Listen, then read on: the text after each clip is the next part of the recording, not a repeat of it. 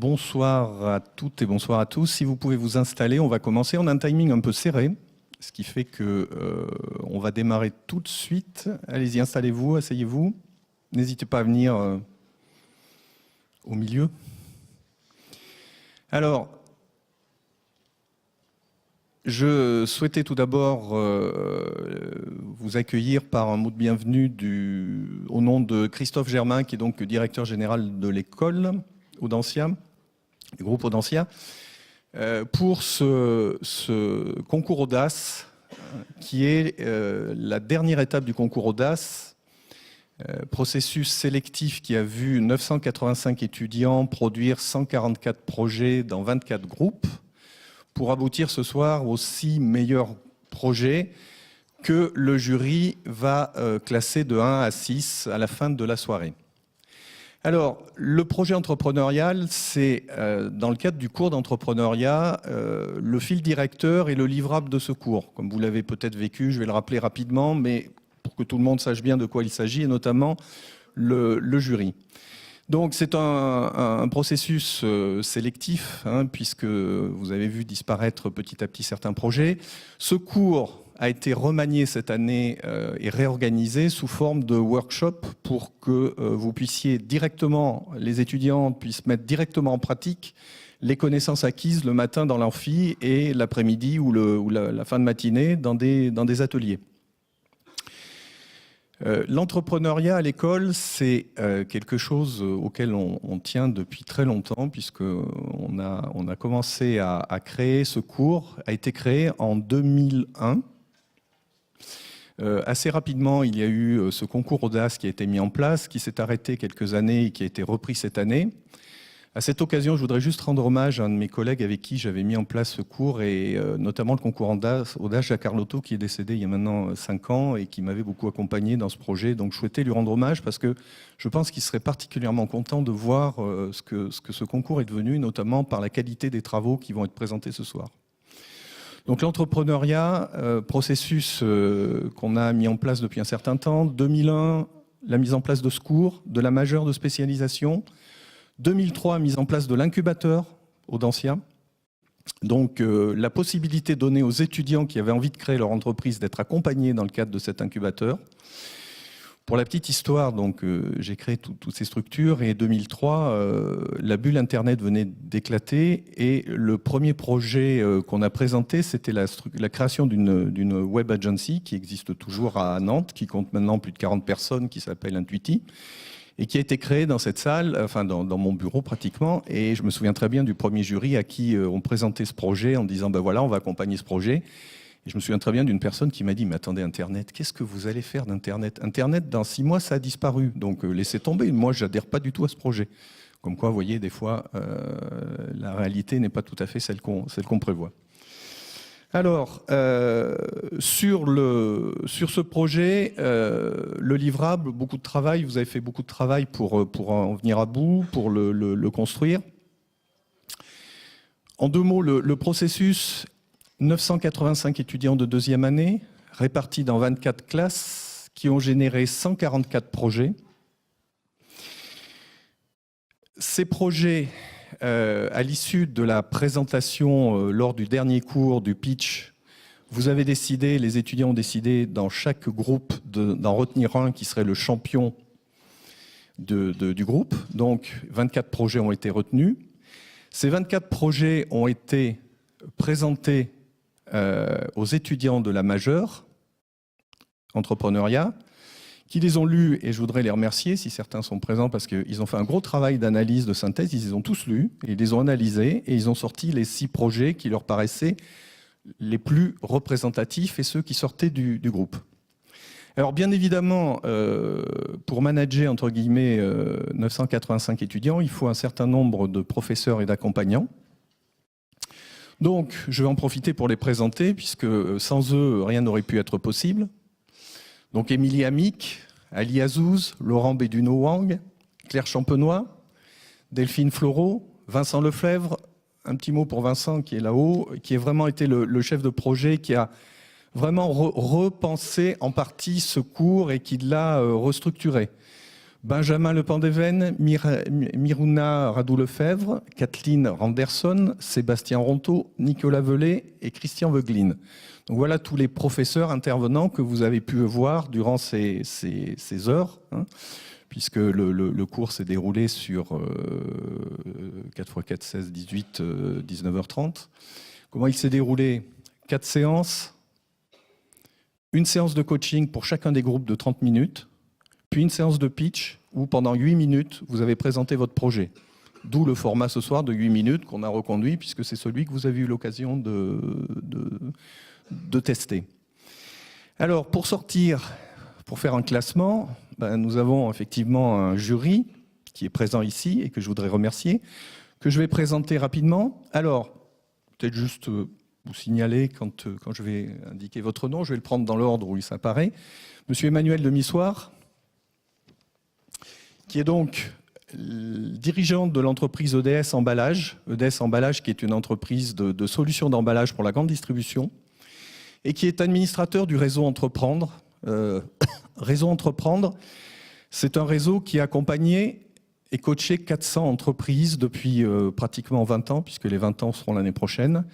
Donc, qui choisit des projets, qui les accompagne, qui apporte une subvention, un prêt d'honneur, pardon, et qui va les accompagner pendant cette durée. Émilie Abel, Operation and Growth de Imagination Machine. Imagination Machine, c'est Startup Studio. Donc, un endroit, enfin, une structure qui a été créée, vous savez, par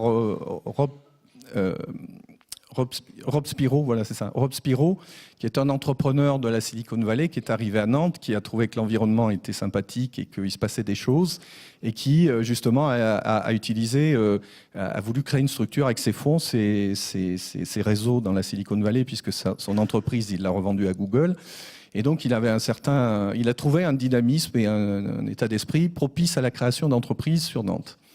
Dan Evans, qui est le directeur des programmes d'Audencia, donc c'est un peu lui le maître d'œuvre de l'ensemble des programmes. Et bien évidemment, sans son aval, on n'aurait pas pu repenser ce cours de cette façon-là. Alexandre Ménard, qui est directeur de Initiative Nantes. Initiative Nantes, enfin Initiative, c'est la première association de financement de prêt d'honneur, hein, qui va accompagner et financer des projets. Et puis Pierre Durand qui est député directeur adjoint, on peut dire ça, ouais. Directeur adjoint de la structure Pépite Bretagne Pays de la Loire. La structure Pépite, c'est la structure qui accompagne tous les étudiants entrepreneurs au sein de l'université. Tout étudiant dans une université, école au sein de la région Bretagne Pays de la Loire qui a un projet peut bénéficier de l'accompagnement et du suivi de Pépite et bénéficier surtout d'une chose que Pépite a réussi à mettre en place, c'est le statut d'étudiant entrepreneur qui permet de continuer à bénéficier de ces structures.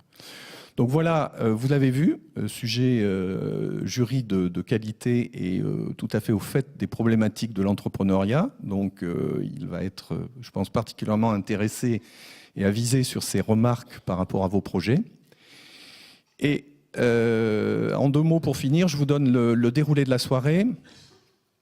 Donc, tirage au sort de chacun des projets. Hein. Donc, parmi ces 5 projets, Bugs Bunny, Interg, Lightech, Plume, Employee et No Gaspi Box. Donc, tirage au sort, chaque projet découvrira au moment du tirage au sort l'ordre de passage.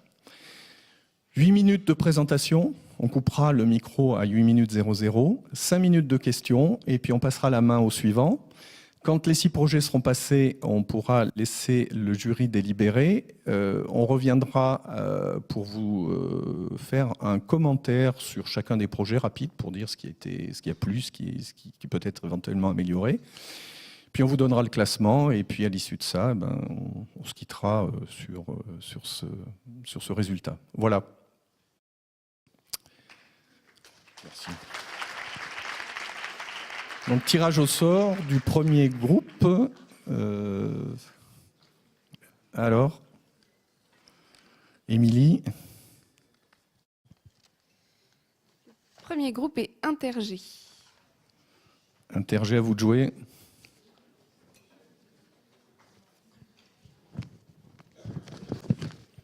Donc votre présentation va être mise en ligne directement. Allez-y. Je vais vous laisser... Vous avez 2 micros.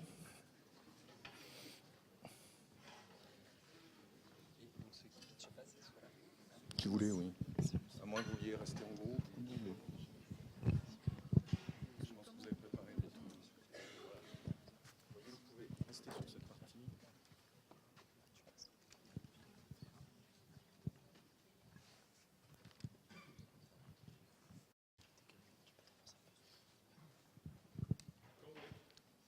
Donc bonsoir à tous. Donc nous sommes les 7 fondateurs d'Interg. Donc je vais commencer par une question. Donc selon vous, combien y a-t-il de personnes de plus de 65 ans en France? Donc la réponse est 12 millions. Donc on a remarqué qu'avec le développement de la médecine et aussi de l'augmentation de l'espérance de vie, il y a de plus en plus de personnes âgées en France. Donc il y a 18% de personnes âgées de plus de 65 ans en France. Et en 2060, un tiers de la population aura de plus de 65 ans. La Silver Economy représentera 95 milliards d'euros en 2018. Donc, quels problèmes les personnes âgées rencontrent au quotidien?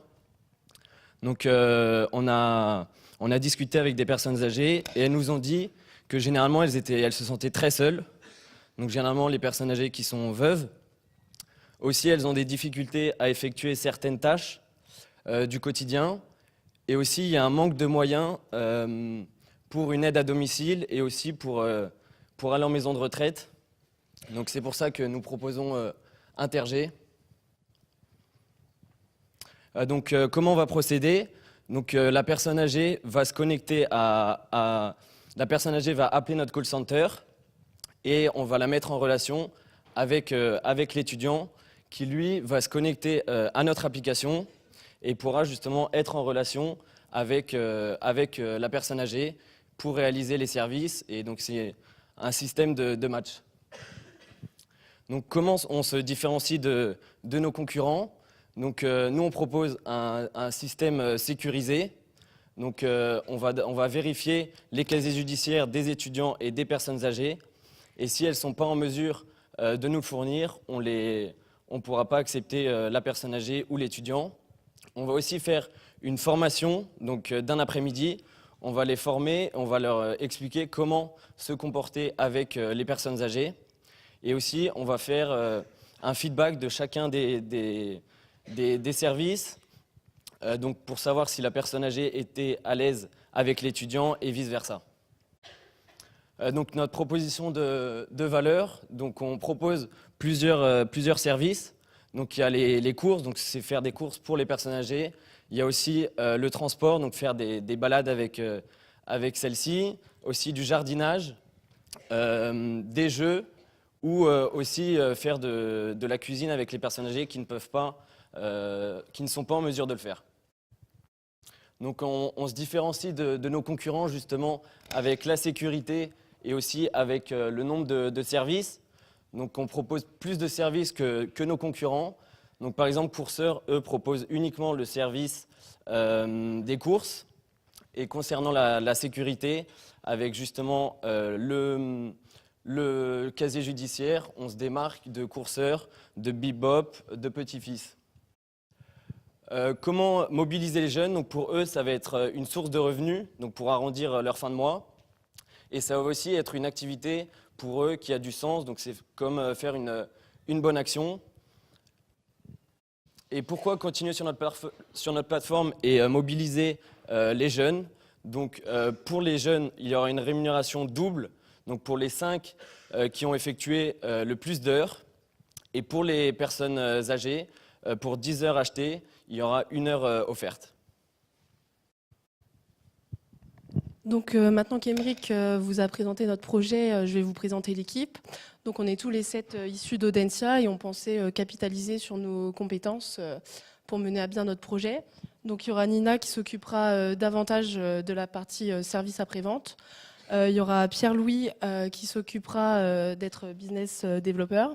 Jean-Baptiste s'attellera plutôt à la finance. Nicolas sera le bras droit d'Emeric qui sera notre PDG.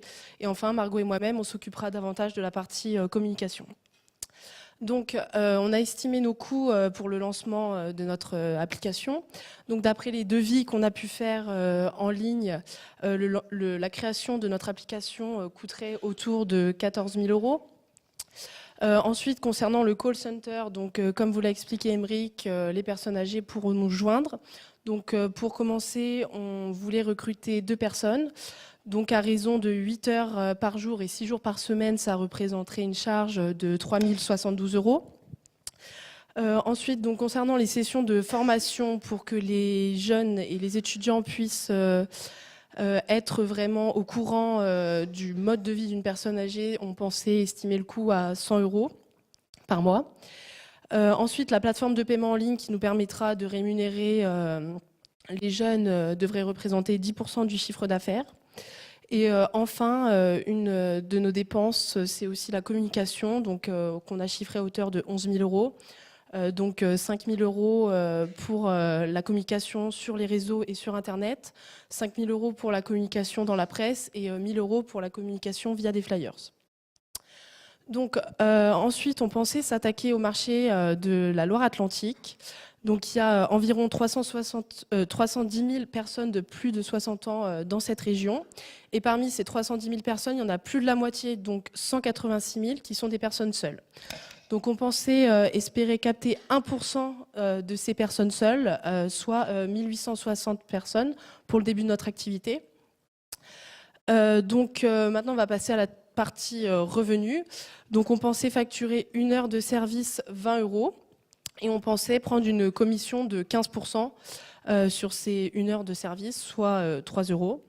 Et donc, on a estimé qu'en moyenne, une personne rendrait 2 heures de service par semaine à partir du 3e mois. Et donc, si on considère toujours notre cible de 1860 personnes dans la région Loire-Atlantique, on pensait espérer un chiffre d'affaires de 11 100 € par semaine. Donc maintenant, si on voit à un peu plus long terme, on voit qu'on essaye évidemment d'agrandir notre marché, d'avoir de plus en plus de clients. Donc on espère pendant la 3e année toucher 8% de personnes âgées seules.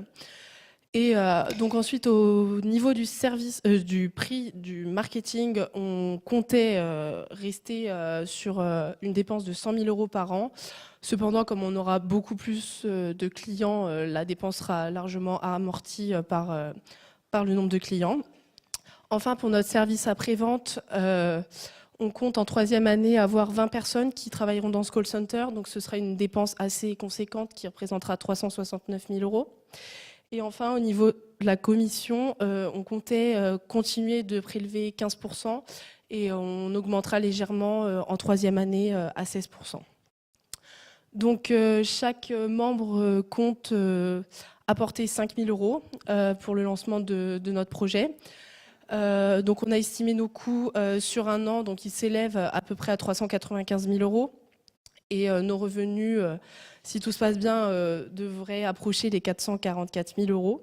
Donc on aurait besoin d'une demande de financement de 200 000 €. Merci pour votre attention.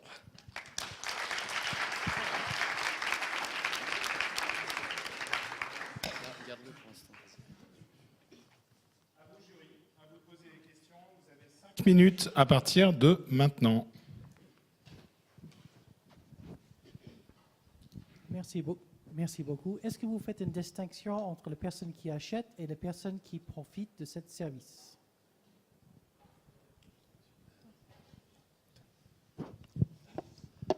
Alors, on ne fait pas la distinction, mais on vise vraiment les deux. C'est pour ça qu'on, dans nos coûts marketing, on a vraiment prévu des flyers à distribuer majoritairement sur les marchés pour viser directement les personnes âgées qui profiteraient du service, mais aussi tout le plan sur les réseaux sociaux. C'est vraiment pour faire découvrir notre offre à des enfants ou des petits-enfants ou des personnes, des proches de personnes âgées qui pourraient acheter ce service pour des personnes qu'elles connaissent et qu'elles savent dans le besoin. Moi, j'ai 2 questions.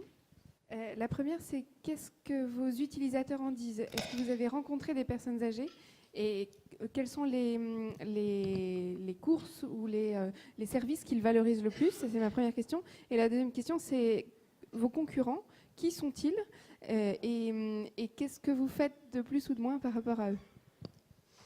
Alors, je vais commencer sur les concurrents. Donc, on a pu voir, par exemple, Courseur, eh bien, c'est un acteur privé. Donc, c'est une start-up, mais qui propose uniquement, en fait, une personne âgée propose sa liste de courses et quelqu'un va la lui faire et la lui apporte. Ensuite, on avait pu voir Petit-Fils. Petit-Fils, en fait, c'est une association. Donc, les jeunes qui sont engagés dans cette association le font bénévolement. Et enfin, il y avait Bip-Pop. Bip-Pop, c'était très concentré à la ville de Compiègne. Et en fait, c'était une application qui avait été lancée par un groupe de 4 ou 5 personnes avec l'aide de la mairie de Compiègne. Et donc leur marché, c'était vraiment la ville de Compiègne. Ensuite, sur votre première question, on a en effet réalisé l'offre en fonction des entretiens qu'on avait menés avec des personnes âgées. Donc, c'était les courses, en effet, surtout pour la charge, l'aide, que ce soit dans le magasin pour porter les choses et pour les mener ensuite dans leurs habitations. Ensuite, il y avait la solitude, donc c'est pour ça qu'on a proposé le jeu et c'est aussi pour ça qu'on a proposé dans les activités de course et les autres activités que la personne qui réalise l'activité emmène toujours la personne âgée avec elle et non pas que ce soit juste une réalisation de service. C'est pour ça qu'il y a toujours un moment de partage entre le jeune et la personne âgée. Sur la concurrence, vous ne prenez pas en compte toutes les sociétés d'aide à domicile? Changement de répondant. En fait, nous, on est vraiment différents justement des aides à domicile qui sont généralement quotidiennes ou même des maisons de retraite, parce que nous, ça va être en fait ponctuel. Donc ça va être vraiment lorsque les personnes âgées ressentent le besoin ou justement parce qu'elles se sentent seules, c'est à ce moment-là que nous, on va intervenir. Donc on espère aussi justement peut-être les fidéliser et qu'après, ça devienne un peu plus récurrent, mais il faut bien comprendre que c'est à la base ponctuel et que ce n'est pas tous les jours pour une personne âgée en particulier. 1 minute 30 pour 2 questions. Alors, en termes de communication, si ce sont les personnes âgées qui utilisent votre appli, quelle stratégie allez-vous mettre en place pour les capter eux, sachant que le budget que vous avez prévu est plutôt dédié aux réseaux sociaux? On peut partir du principe que les personnes âgées sont moins utilisatrices de ces outils-là.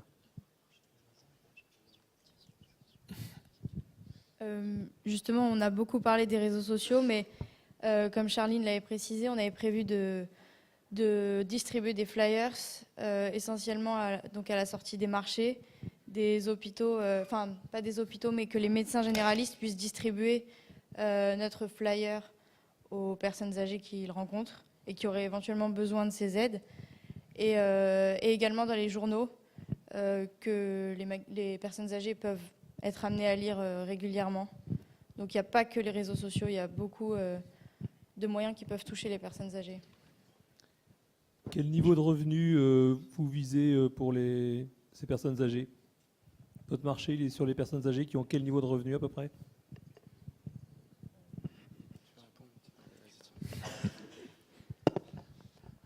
Alors justement, dans un premier temps, on peut viser les personnes âgées à faible revenu et c'est pour ça qu'on se démarque également des aides à domicile puisqu'on est beaucoup moins cher que des aides à domicile. Et aussi, ça peut varier sur les volumes, c'est-à-dire qu'une personne âgée qui a beaucoup moins de revenus pourra faire que quelques missions avec nous ou alors les personnes qui ont beaucoup plus de revenus pourront faire plus de missions. C'est vraiment, on essaye de s'adapter à tous les profils de personnes âgées. Merci à vous. Merci d'avoir ouvert le bal. Je crois que vous pouvez les applaudir. Merci. Donc, projet Intergé. On revient. C'est une journée de tirage. Donc, le deuxième projet. L'high-tech. Je vous remercie de venir sur scène. Le temps qu'on procède à l'installation de votre support, que je retire celui-ci.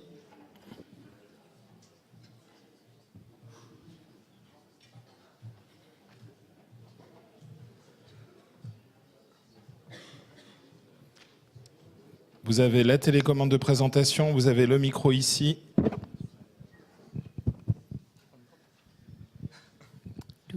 À vous de jouer.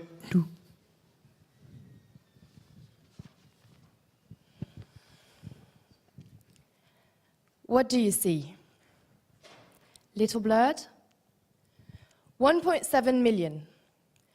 1.7 million is the number of people in France who have this vision every time they open their eyes. 1.7 million is the number of people in France who suffer from disturbance in vision.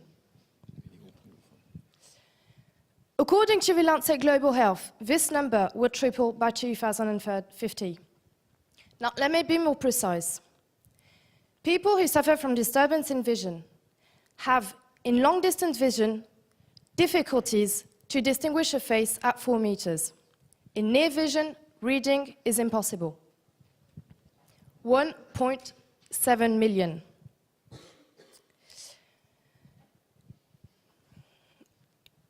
Now, imagine a situation. A friend comes around asking you to play football with a team. Sorry, mate, not such a good idea. I might just end up bumping into the goalpost. Not fair, right? So, let me ask you today, why should people with disturbance in vision have to say no when it comes to sports? Where are the adapted fields that allow partially sighted people and healthy people to play sports together? We have the answer to that. LITEC. Now, before going any further, please let me present you the team. We have Valentin, the engineer, Elise, the communication and marketing manager, Excel, the accountant, Mark, the human resources manager, and I'm the commercial. Thanks to complementary profiles with different backgrounds and experiences, we have a large and broad vision of all the risks that comes with our project, but also all the opportunities. One of these opportunities is actually set by the UN. The UN set 17 goals that should be achieved by 2030, including the aim to reduce inequalities. That is precisely our mission. Let me explain. We build floors for indoor fields, taking into account that all men and women should be able to do sports together. The concept is simple. Use lead instead of paint. So, what few people know actually is that people with disturbance in vision have a strong sensitivity to light. So when painted lines appear blurred, lead lines appear very clearly to them. And paint is a mess. I mean, I bet you all got lost at least once with all those painted lines. According to the equipment and the configuration of a sports ground, different sports can be practiced. Handball, volleyball, basketball, football, tennis, badminton. So you end up having a whole bunch of different lines with different colors. It's so confusing for the player. Our lead lines are adaptable. That means that it's aesthetic, but also much more comfortable for the players. In terms of game creation, our lead lines are inclusive for disabled people, but they are also practical and comfortable and aesthetic for healthy people. But let's talk concrete. Valentin will present you how we intend to implement our solution. Hello, everybody. The first thing you have to know is that multi-sport fields are composed by several different layers. Here it's a scheme of a field without the last layer. Our solution is to put LED strip on this with the shape of actual multi-sport fields. Then we cover it with an epoxy resin, which is actually the last layer of the field. The resin protects the LED of the shocks, and the LED have a duration of at least 15 years if they stay lighted 24 hours a day, which clearly never happens. The other advantage of the LED is that they are low-consumption material. Now, let's imagine that we have two fields off, like here, one of tennis and the other of volleyball. Our solution is to plug this field to a microcontroller equipped with a Bluetooth key. A microcontroller acts like an interrupter. Then, with the application LITEC, you connect on your phone, you connect via Bluetooth to the device. After that, among the listed fields that are available, you choose which one you want to light up. Here it's either tennis, either volleyball. but you can add as many fields as you want to practice. All of this is really simple, but we know we can protect it with a patent. And what about the market? Obviously, paint is our indirect competition. But what about our direct competitor? We have only one competitor on the market, ASB Glassfloor in Germany. But their prices are 4 times ours. It's a luxury range. We want to be accessible. Plus, one of our assets is that we have a backup of the government. See, the French government is concerned about making sports accessible to disabled people. In fact, since the law of 11 February 2005, they provide funds for collectivities and associations, taking into account that they should invest in dedicated equipment. We intend to sell our project to both private and public companies directly, but also indirectly by subcontracting to building companies such as Vinci or Bouygues. Financially speaking, we have 3 revenue streams. The first one, of course, is the sales of a firm. It costs us 49,000 euros to build a field, and we sell one at 100,000 euros. You might be surprised, but it's actually exactly the same price to build a painted field. Our second revenue streams come from a license. For 1,000 euros per year, the customer has access to assistance, maintenance, but also the application that Valentin presented. Our third revenue stream comes from the maintenance. We calculated that the first year we will sell 5 fields. This means 500,000 euros of turnover and 385,000 euros of charges. In the end, the result the first year will be positive. And in 5 years' time, we will represent 1% of the market. This will only go increasingly. So, in the end, the customer has 2 choices, 1 decision. Either you can have messy painted lines, either you can have innovative LED lines. What would you choose? Today, we give you inclusivity, aestheticism, and adaptability. We want our project to go viral, starting in France. So, open your eyes, don't be blind, choose Lightech. Thank you. A pitch session without any surprise. The jury just discovered that we have also non-French speakers groups. So thanks to you. If you want to ask your questions, si vous voulez poser vos questions en français, je serai heureux. Mais je pense qu'il y a quelques French dans le groupe. On parle français. On parle tous français. Remarque ridicule du professeur qui tente l'anglais.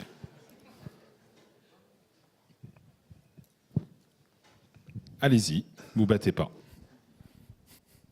Est-ce que vos concurrents ont le même produit, un produit relativement identique ou pas du tout?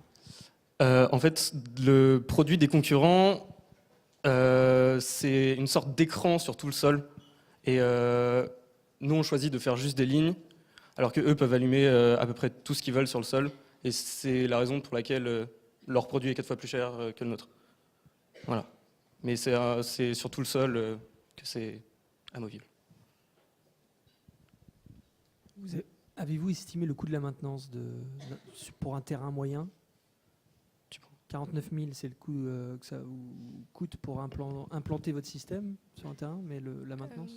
Oui, tout à fait. 49 000 euros, c'est pour installer le terrain. C'est le coût de tous les matériaux, de la main-d'œuvre surtout.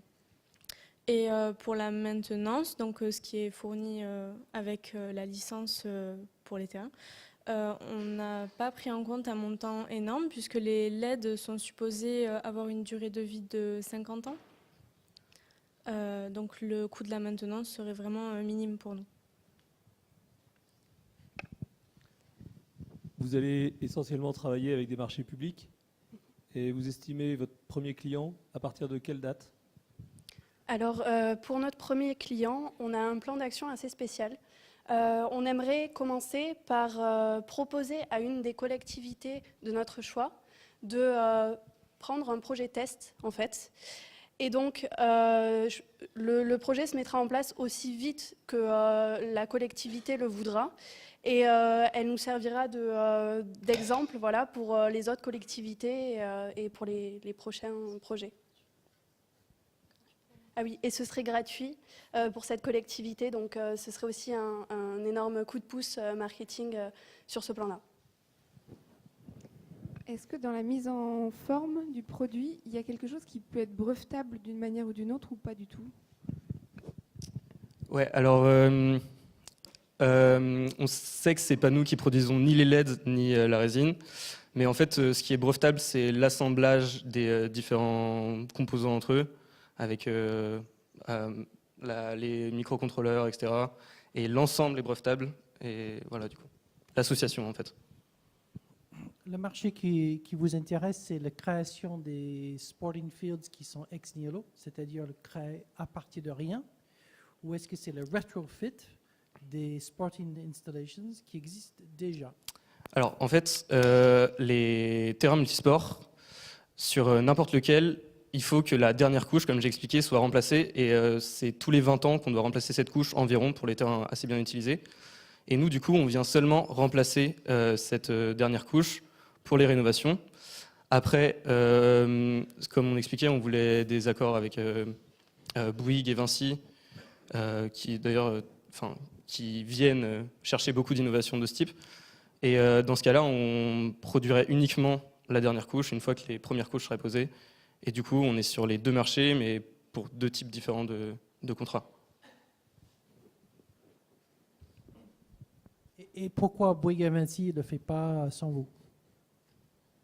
Parce qu'on a un brevet.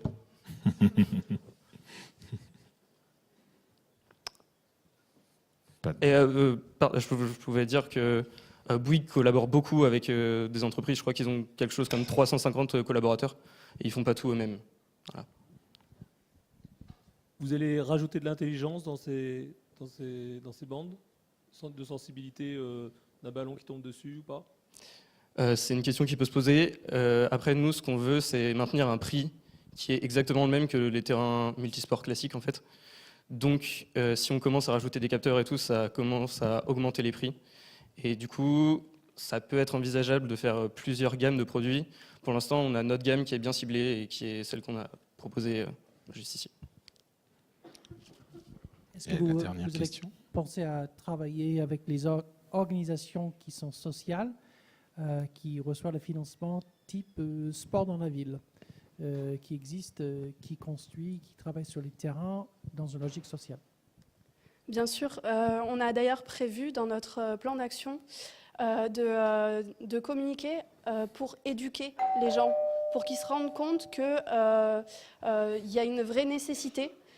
Et donc ça passe par ce type d'association et donc par ce biais de communication et d'acteurs.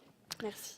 Merci à l'high-tech. Je vous récupère et micro et télécommande. Donc on est vraiment entre la Coupe d'Europe, la Coupe du Monde. On est au 3e tirage. Et donc les heureux lauréats sont Bugs Bunny. Bugs Bunny, que je remercie. Vous pouvez effectivement les challenger. Ils sont venus avec leur famille. Ça ne sera pas pris en compte par Bugs Bunny. Je l'ai. Ça doit être bon. Vous avez la télécommande. Vous avez 8 minutes devant vous. Vous pouvez vous mettre plus par ici si vous le souhaitez ou au milieu. La scène est à vous. Je me tais. Hello everyone, I'm Marguerite and here is Romain. We are here today to present you Bugs Bunny. It might be mysterious for you right now, you don't know what it is, but you guys, you all know McDonald's, right? You all know Burger King and Five Guys. You have all been there here, you have all eaten here at least once, right? And you know how good it is to eat a McDonald's burger. It's also so good for your health, right? You know that. It's also so good for Earth. Can you imagine that on average, those firms, they produce and sell 75 burgers each second all around the world. This is unimaginable. Can you imagine our carbon footprint of our consumption of meat? It has at least 1 or 2 steaks in each burger. So we cannot continue on this path. We have a real problem here. We all have a fast life. We are all very busy between our internship research, between our Sunday morning hangover, for example, or even you when you were stuck in the traffic jam thanks to the Gilets jaunes. We need, fast food is what we need today. It's fast, it's easy, it's good, and it's also not that expensive. But us, poor burger consumers, we don't have any other alternative in France. We have, of course, we can eat at salad bars, we can also eat veggie burgers, but how boring, right? Are you really gonna ask your friends to go out and eat in a salad bar? And you all also know that 2 hours after eating a salad, you're just hungry. And that's why we are presenting to you today Bugs Bunny. And Bugs Bunny is here today to think different. Yeah, thank you, Steve, for the tips. And you probably think that it's a normal burger, but it's not. It's a burger of the future. It's our burger. It has 4 times less fat, 2 times more protein, and it rejects 10 times less CO2. You are maybe wondering how this is possible. It's simply made of insects. And now I know. You are going to say, insects? I'm never gonna eat that shit, right? Like, I'm not doing Koh-Lanta with Denis Brognard, so why should I? But who would be ready to eat an insect right now if I give you an insect? Thank you. But look at it. So tasty, so crunchy. Now look at a meat burger. Look at an insect burger. Look at a meat burger. It has exactly the same look, the same taste, the same crunch, but with more punch. So this is it. The first insect fast food in France is coming, and trust me, it's tasty. So this is our restaurant. This is how Bugs Bunny will look like. It's very comfortable and friendly, as you can see. And now you may wonder how concretely will you be eating in our restaurant. So you will have homemade bread with fresh tomatoes and salad, of course, some yummy sauce, and also a bunch of crickets and bugs in your burger. But remember that you will never, ever face a cricket in the eye in our restaurant. You have our words. It's just that the meat is replaced by insects. And now that you all want a Bugs Bunny at the corner of your street, you are maybe wondering how we are going to make your dream a reality. So to start with, you need to know that the market size of fast food, of the fast food industry in France is about 54 billion euros each year. 20% of French employees and almost all students are going to fast food. We are also going to surf on the vegetarian wave that is growing about 20% each year in France to catch within 10 years 1% of these markets. To do so, we need our first restaurant, we need to build it, and it will cost us 64,000 euros approximately. We are already in contact with our main suppliers, which is Cricket, because the quality of their product is very good, and they also have a very tasty product. Our 5-year strategy, very easy. Well, the first year we are going to make a loss, 9,000 euros. So we are going to make profits only starting from the second year, with about 30,000 euros. And within 10 years, we will open 4 restaurants, 7 franchises, for a profit of 169,000 euros. And this will be possible thanks to our team, who is here to support us today. So Romain will be the CEO. I will be in charge of the communication of Bugs Bunny. And we have also our sales director, our business developer, and finally Numan, who is the chef of the restaurant and is he is a specialist in insect cooking. And so we believe in our project, we invested in it. We have a 10,000 euros cash right now available. We also plan to take out a loan of 30,000 euros, 60,000 euros, sorry, and also to raise funds from investors of 30,000 euros. But now, we just need you. We just need you to make our project a reality. We need you and Audencia Incubators to make Bugs Bunny real.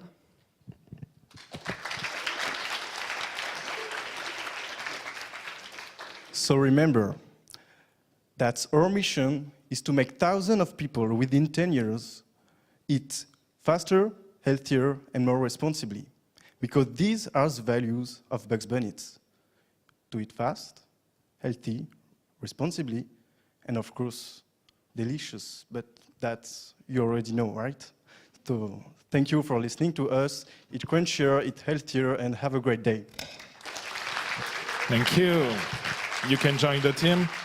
Je pense que notre équipe peut nous rejoindre. On parle tous français, du coup, il n'y a pas de souci pour les questions. Merci de m'épargner une traduction éventuelle. Vous gagnez 5 minutes plus 1 minute de questions. Non, je plaisante. À vous. Pourquoi faire le choix de la création en franchise et pourquoi pas créer en propre? L'idée est de commencer en propre, de créer notre restaurant, de le développer la marque, bien entendu. Mais vu que c'est un fast-food et vu qu'on cherche aussi à démocratiser un peu le produit, vu qu'on rentre sur un marché qui est assez nouveau, les insectes, on n'en mange pas forcément beaucoup en France. Pour le démocratiser, il faut du coup lancer des franchises, avoir plusieurs restaurants et c'est l'idée. Si vous êtes rentable la deuxième année, c'est ce que j'ai compris. Tout à fait, oui. Pourquoi vous faites rentrer les investisseurs? Les banques, si vous êtes rentable dès la deuxième année, les banques vont se jeter sur votre projet. L'idée, c'est qu'au début, en fait, on n'a pas montré tous les coûts.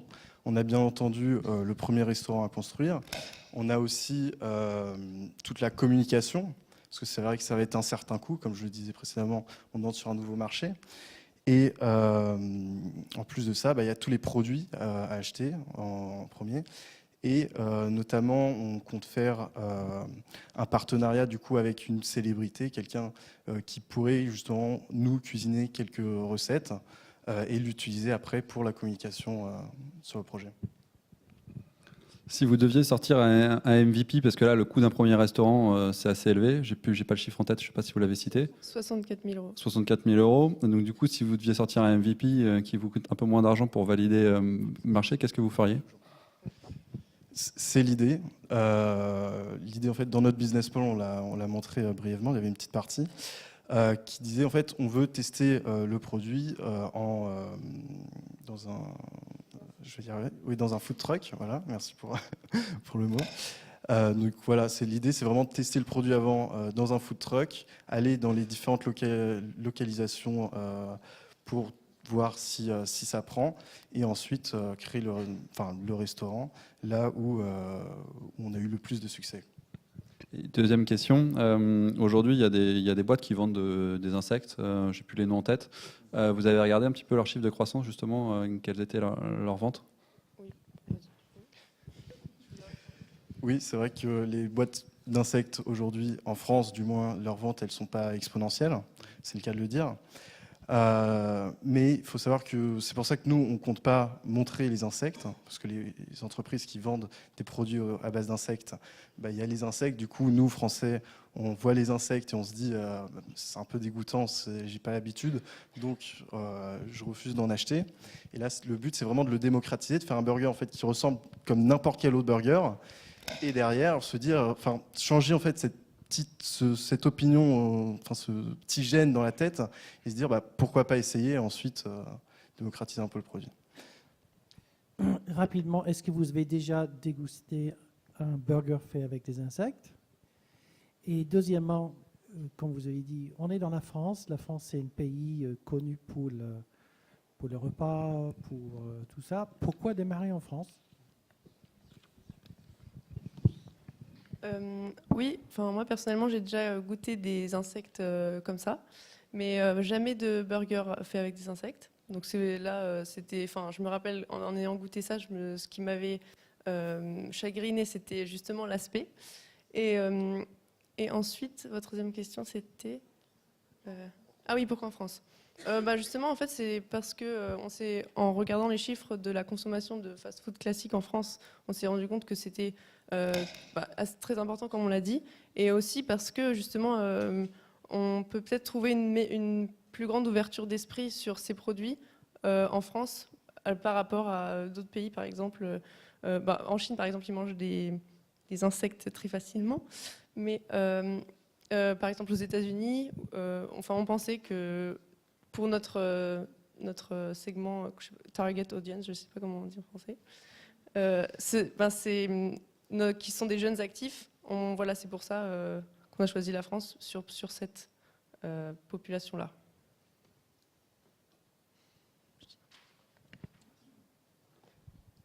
Vous l'installez où le premier Le premier food truck ou le premier restaurant? Comme vous voulez. Restaurant. Restaurant. Oui, le restaurant, c'est dans le 10e arrondissement de Paris qu'on a prévu parce que c'est là où il y a le plus de restaurants consacrés aux personnes végétariennes ou véganes. Et le food truck, ce serait plutôt d'abord dans le 13e arrondissement parce que c'est là où il y en a beaucoup. Voilà. Merci à vous. Merci.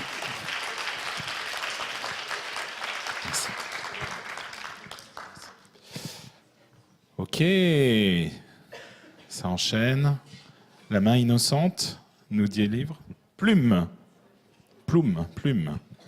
Alors, je soupçonne que c'est le premier projet, j'espère.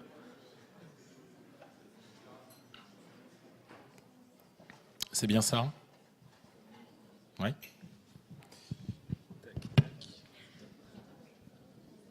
Un micro, une télécommande. Le micro. Pardon. Le micro, et puis la télécommande fonctionne. Ils sont à vous.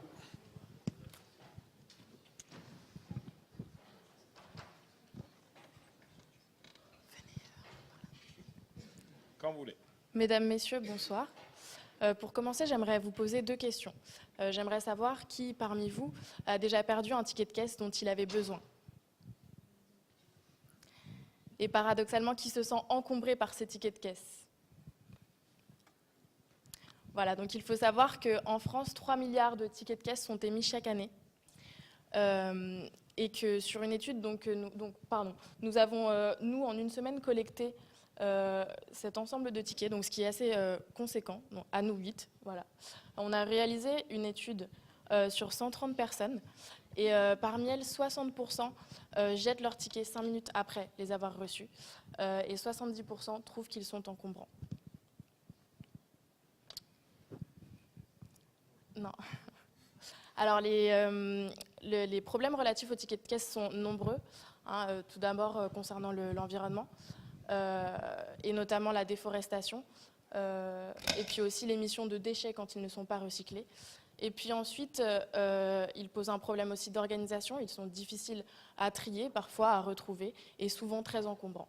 Enfin, ils posent un problème sanitaire, puisqu'encore 93% contiennent du bisphénol A, qui donc peut engendrer, enfin qui est un perturbateur endocrinien, et qui peut donc engendrer dans les cas les plus sévères des problèmes d'infertilité, mais aussi de diabète ou alors des problèmes de thyroïde. Donc notre projet répond aux objectifs développement durable 12 et 15 de l'ONU, à savoir une consommation et une production responsable, ainsi qu'une protection de la faune et de la flore. Mesdames et messieurs, que pensez-vous de pouvoir disposer de vos tickets de caisse directement sur votre téléphone, de pouvoir les trier, mais aussi de les avoir à disposition à n'importe quel moment, tout en n'ayant pas à fournir de données personnelles. C'est ce que nous vous proposons avec Plume, notre projet. Mais comment ça marche? C'est très simple. Quand vous serez devant le commerçant, vous allez pouvoir choisir de dématérialiser votre ticket de caisse. Celui-ci sera alors généré sur une borne à côté de la caisse grâce à un QR code. Un QR code s'affichera alors sur la borne et grâce à l'application Plume que vous pouvez avoir sur votre téléphone, vous allez pouvoir scanner très facilement le QR code sur la borne. Sera alors généré votre ticket de caisse sur votre téléphone grâce à Internet. Mais si vous n'avez pas Internet, c'est pas grave. Sur le même principe que Shazam, que vous connaissez sûrement, le lien qui vous amènera vers le ticket de caisse sera alors sauvegardé sur l'application et dès que vous allez avoir Internet, vous allez pouvoir avoir accès au ticket sur l'application. Vous pouvez aussi classer grâce à l'application vos tickets de caisse en catégories que vous pouvez créer vous-même et même faire des recherches pour retrouver par exemple un vieux ticket de caisse qui vous servirait de garantie et que vous auriez perdu autrement. Côté commerçant, c'est très simple. Il n'a qu'à souscrire à notre abonnement annuel et nous venons directement chez lui installer la borne et le logiciel. Et qu'est-ce qu'il gagne à ceci? Alors un gain économique parce qu'il aura à acheter moins de papier pour les tickets de caisse, mais surtout un gain en termes de comptabilité. Ça lui facilitera sa comptabilité d'avoir tous les tickets de caisse numérisés sur son ordinateur. Nos sources de revenus. Alors on a deux sources de revenus. La première est la location du pack, c'est-à-dire de l'écran d'affichage que voici, mais aussi du serveur où sont stockés des tickets de caisse et le logiciel pour un total de 780 € par an. On gagnera aussi de l'argent grâce à la publicité, une bannière en fait sur le haut de l'application qui nous permettra d'avoir 10 centimes par clic. Concernant notre futur. Donc il faut savoir que chez Plume, on va fonctionner sur des plans qui sont biannuels. Donc sur les 2 premières années, on va se développer uniquement en Notes, car on est tous issus du cru nantais, à Audencia. Et c'est une ville qui est très en train à accueillir des démarches qui sont pour le développement durable. Donc sur ces 2 premières années, on va plutôt rester ici. Et à partir de l'année 3, on va s'orienter vers les plus grandes métropoles françaises, telles que Paris, Lyon ou Marseille. Donc avec l'embauche de nouveaux commerciaux, on va essayer de conquérir ce nouveau marché, ces nouvelles villes. Et ensuite, à partir de la 5e année, on va essayer de diversifier nos activités. Donc on va essayer de conquérir d'autres marchés, d'autres supports papier, tels que, je pense que vous connaissez ça très bien, les certificats médicaux, ou également les factures dans les hôtels ou dans la restauration. Sur un point de vue financier, donc notre analyste financier Ala a pu dégager un compte de résultat prévisionnel sur les 3 premières années. Donc vous pouvez voir ici. Donc il est clair que sur la première année, on va clairement être en perte. Donc c'est dû justement au fait que sur les 6 premiers mois, on ne va pas avoir de clients. On va se concentrer uniquement sur le développement de notre activité et sur la recherche de nouveaux clients avec qui on va pouvoir construire des relations commerciales solides. Et donc à partir de la 2e année, on va pouvoir dégager un bénéfice dû au fait justement qu'on aura fait un gros travail de communication et de démarchage client avant. Et donc ça se conclut par un chiffre d'affaires qui va grandir de manière exponentielle sur toutes les années. Donc pour résumer ceci, on a montré ici par rapport à nos études de marché une évolution du nombre de clics pour la publicité, une évolution du nombre de commerçants. Donc on voit qu'on va commencer assez petit, assez prudemment, donc on va toucher des consommateurs petit à petit et des clients petit à petit. Donc c'est pour ça qu'on est ici devant vous aujourd'hui. Mesdames et messieurs les investisseurs, nous on vous demande une somme de 30 000 €. Donc en plus des 24 000 € qui vont être apportés à hauteur de 3 000 € chacun par les 8 fondateurs de Plume, ainsi qu'un emprunt bancaire négocié au Crédit Agricole à un taux assez faible parce qu'ils ont confiance en nous, on vous demande aujourd'hui 30 000 €. Donc vous pouvez voir les principaux postes de dépenses ici. Notre équipe, jeune, dynamique, composée de Sarah à la communication, de Marie au développement commercial et de moi-même au développement de la partie technique, ainsi que nos 5 autres associés, vont œuvrer et vont donner toute leur fougue, toute leur énergie pour le développement de Plume. Mesdames et messieurs les investisseurs, on vous propose quelque chose de grand, on vous propose quelque chose d'innovant, et ensemble, on va gagner de l'argent. Et si je devais résumer les 8 minutes de ce pitch en une seule phrase, ce serait celle-ci. Merci. Merci Plume. Cher jury, à vos questions.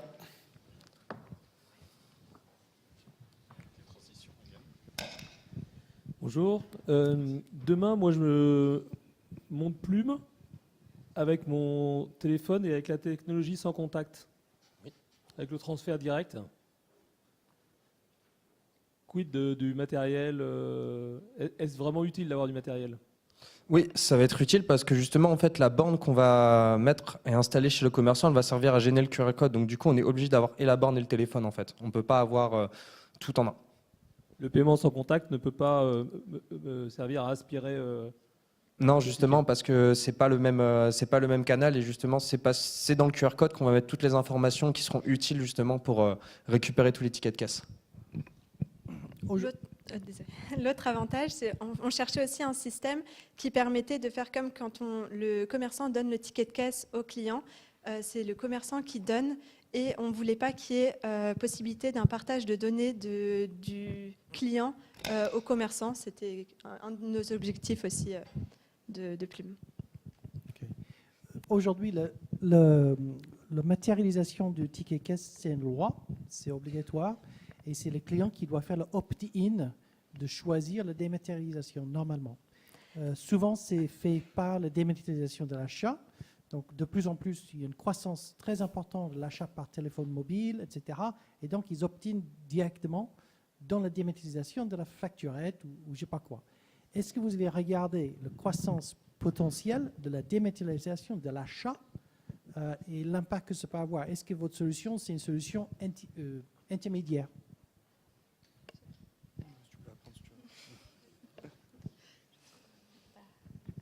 Donc, pour répondre à cette question, oui, on est dans une ère de digitalisation, on est dans une ère où justement on va vers cette dématérialisation, mais on a encore énormément d'achats qui sont en magasin et sur le benchmark qu'on a effectué, on a 80% des clients qui souhaitaient justement avoir une solution de dématérialisation.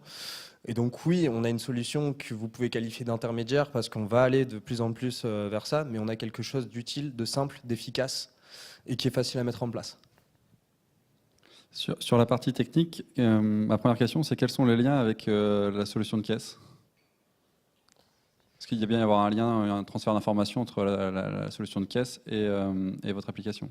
Donc en fait, ce qu'on n'a pas vraiment détaillé, c'est qu'on a on loue en fait des emplacements serveurs aux commerçants et justement en fait dans le QR code qu'on génère, ça donne un accès au ticket de caisse du client. Et donc dans ce QR code, on a un lien serveur qui va servir et pour le commerçant et pour le client. Et donc du coup, tout le monde s'y retrouve.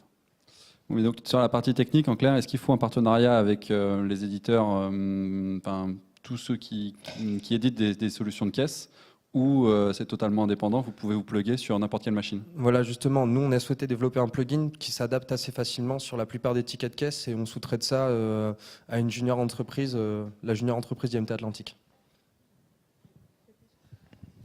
Il y a déjà un logiciel qui existe sur une entreprise concurrente, mais qui est quand même différente de nous, qui ne fait pas exactement le même produit, mais qui permet de s'adapter à tous les logiciels de caisse. Du coup, on sait que c'est possible de s'adapter à tous les logiciels de caisse. Et on en a parlé aussi avec notamment la junior entreprise, qui nous a confirmé que c'était possible de créer un logiciel qui pouvait s'adapter à la majorité des caisses en fait, qui existaient déjà.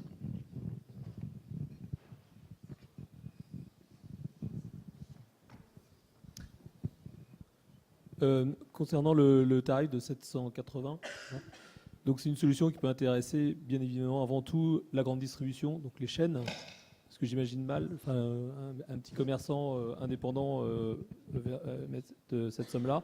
Donc si demain une enseigne nationale vient vous voir, donc ça va être un déploiement sur plusieurs centaines, voire des milliers de magasins, comment vous allez financer votre lancement, quoi? À la base, nous, on avait pensé justement s'implanter justement chez les petits commerçants pour savoir si notre système était viable. Et c'est justement, l'idée nous était venue de petits commerçants. Et donc après, s'il faut déployer ça sur la grande distribution, ça pose un autre problème parce qu'ils ont des ERP qui sont très spécifiques. Et donc du coup, c'était pas prévu pour le moment, mais la structure qui va nous développer le logiciel serait tout à fait capable de s'adapter et de fournir une solution assez rapidement à grande échelle. On est bon? On est avant le timer. Merci à tous. Bravo, vous pouvez les applaudir. Merci Plume. Je vous récupère. Et on est reparti sur... Alors c'est quoi? C'est la FIFA? C'est l'Eurocoupe? Je sais pas, j'arrive pas à voir. Ça semble être la Coupe du Monde en Russie avec le logo de la Russie.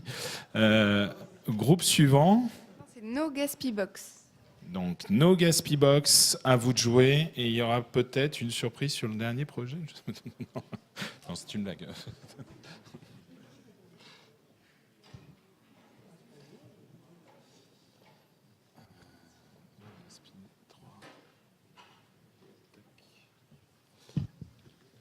Le micro. Allô. La télécommande, gauche-droite. Voilà, exactement. Quand vous êtes prêts. Bonsoir à tous, merci d'être venus en nombre pour assister à cette grande finale du projet entrepreneurial dans laquelle nous sommes très fiers de figurer. Vous êtes donc des professeurs, des étudiants, des professionnels, vous êtes donc tous des consommateurs. Vous avez donc tous pris pour habitude d'utiliser dans votre quotidien du plastique, que ce soit à travers des emballages plastiques, des couverts ou encore des gobelets à usage unique. C'est ce dernier élément qui a retenu notre attention puisque nous nous sommes rendus compte qu'il y avait aujourd'hui trop de gobelets à usage unique en circulation. Bien sûr, il y a eu une entreprise nommée EcoCup qui a tenté de remédier à cette utilisation et donc qui a lancé les gobelets consignés que l'on peut retrouver dans toutes sortes de manifestations, que ce soit des manifestations sportives, festives, toutes sortes de manifestations. Le problème, c'est qu'il n'existe à ce jour aucune solution pour compléter cette utilisation qui récupérerait les gobelets consignés, notamment dans les festivals de musique. Cette solution, nous l'avons inventée, elle s'appelle No Gaspy Box. Qu'est-ce que c'est No Gaspy Box? C'est donc une machine d'autogestion des consignes dans les festivals. C'est une machine d'environ 1,20 m de haut qui permettrait à un festivalier, dans un événement donc musical, de récupérer, de payer sa consigne dans un premier temps au bar, mais ensuite de récupérer sa consigne à travers une machine. Pourquoi? On passe tous des bonnes soirées, ensuite à la fin de la soirée, qu'est-ce qu'on fait? On veut rendre sa consigne, mais malheureusement, il y a une masse de personnes au bar lorsque l'on est dans un événement. Alors, comment on fait? On se pose la question, est-ce qu'on fait 20 minutes de queue pour récupérer 1 euro? Ou alors, est-ce qu'on rentre chez nous avec le verre consigné, ce qui est une perte pour le festival? C'est pour ça que nous avons imaginé cette machine, en fait, qui permettrait simplement de rendre 7 euros consignés aux festivaliers. Ainsi, le temps d'attente serait diminué, puisque toute la masse de personnes qui seraient donc devant le bar serait consacrée uniquement à vendre, à chercher donc une boisson au bar, et donc toutes les personnes seraient satisfaites. Pourquoi? Le temps d'attente du client est diminué, le barman optimise son temps. En effet, il optimise son temps parce qu'il ne sert seulement aux festivaliers que des boissons, et il ne perd pas de temps à rendre les consignes à toutes les personnes qui sont devant. Le temps de nettoyage est enfin réduit parce que le nombre de déchets qui jonchent le sol est diminué. Notre vision, à 3 ans, c'est d'acquérir de l'expérience sur des festivals de 10 000 participants. Vous pourrez le voir dans un second temps, le marché est très important, notamment en France comme à l'étranger. Notre objectif, c'est donc de tester le marché dans un premier temps sur des petits festivals et ensuite, à 5 ans, se lancer sur des festivals plus importants et développer l'activité pour les entreprises. Pourquoi? C'est là que c'est très intéressant. Vous, professionnels notamment, vous l'avez peut-être rencontré dans vos entreprises. Il y a des machines à café, il y a des distributeurs d'eau, mais il y a seulement des gobelets à usage unique. Vous récupérez votre café et ensuite vous jetez donc ce gobelet dans la poubelle. Il y a certaines personnes qui veulent être respectrices de l'environnement, mais qui n'ont malheureusement pas la possibilité de le faire. C'est pour ça que la machine No Gaspy Box permettrait de répondre à cette problématique. Notre mission finalement, c'est d'éliminer l'utilisation des gobelets jetables qui finalement représentent une grande part de la pollution en France et surtout d'améliorer le système de consigne qui est aujourd'hui assez développé mais qui manque d'une solution comme la nôtre pour finalement être présente sur tous les événements. Ici, nous avons choisi de vous représenter l'ensemble des festivals en France. On en recense 1900 en 2017 dans une diversité de 1225 communes. On peut voir que l'ensemble des festivals, qu'il y a de nombreux festivals partout en France. Notre point d'ancrage est à Lille. Nous ne sommes pas lillois, encore moins supporters du LOSC, mais pour autant, nous pensons qu'à Lille, c'est un point très important pour s'implanter. Pourquoi ? Nous sommes proches de la région parisienne. C'est de là que part la plupart de l'organisation des festivals en France. Et nous sommes surtout frontaliers avec la Belgique et avec l'Allemagne, d'où proviennent nos machines. Ainsi, cela permet de réduire les coûts avec un loyer qui serait plus faible qu'en région parisienne, mais en même temps de pouvoir être proche de toutes les zones pour exploiter au maximum notre activité. Le gain effectif pour les organisateurs, finalement, pourquoi les organisateurs choisiraient d'utiliser notre méthode? C'est très simple. Pourquoi? Parce que c'est jusqu'à 1 500 € de gain par soir pour un bar de 5 barmen. Nos calculs qui ont été effectués par notre équipe sont très précis et permettent de voir que le festival serait totalement gagnant. Également une attractivité renforcée. Pourquoi? Les festivaliers, ils cherchent donc à avoir un festival toujours plus dynamique, une soirée toujours plus intéressante et surtout, cela permettrait de les fidéliser. Pourquoi? Les festivals sont des événements qui sont amenés à se répéter chaque année et si jamais le festivalier est heureux, il reviendra l'année prochaine. L'expérience utilisateur est donc améliorée et finalement, on trouve un bénéfice pour l'ensemble des acteurs dans un festival. Notre modèle économique, parce que bien sûr ce projet est très intéressant, mais pour autant, comment nous allons gagner de l'argent? Tout d'abord, la location de machines, comme je vous l'expliquais, donc à hauteur de 300 € par machine et par jour. Et dans un deuxième temps, une publicité sur les gobelets et les machines. Les gobelets que nous proposons de fournir en partenariat avec l'entreprise dont je vous ai parlé tout à l'heure, une publicité à hauteur de 20 centimes par verre. Également une publicité sur les machines à hauteur de 100 € par machine et par jour. Pourquoi pas utiliser l'ensemble de nos produits comme des supports de publicité finalement, puisque si jamais nous les distribuons, pourquoi pas créer des partenariats avec des entreprises pour réellement optimiser notre argent. 50% des recettes seront distribuées au festival. Pourquoi? Aujourd'hui, les festivals ont souvent déjà des partenaires, notamment pour faire leur publicité. Et si nous voulons capter ce marché et ainsi augmenter notre résultat, nous proposons de leur redistribuer les recettes alors que nous faisons tout le travail de sourcing en amont.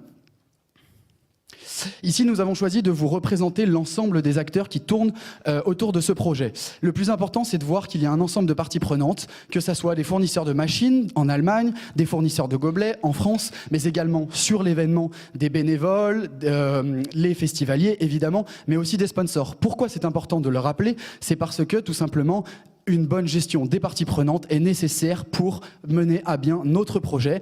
Et c'est pour ça que une bonne relation avec eux doit être effectuée et surtout un bon sourcing de tous ces acteurs est primordial pour la viabilité du projet. Nous avons essayé de vous mettre l'élément le plus central dans notre business plan, à savoir le résultat. Le résultat, pourquoi? Parce que nous pensons que dès la première année, il sera difficile d'effectuer des bénéfices. Nous savons très bien qu'il y a d'importants coûts de structure à dépenser, notamment des coûts de sourcing, de publicité, de communication, un certain nombre de choses pour se faire connaître.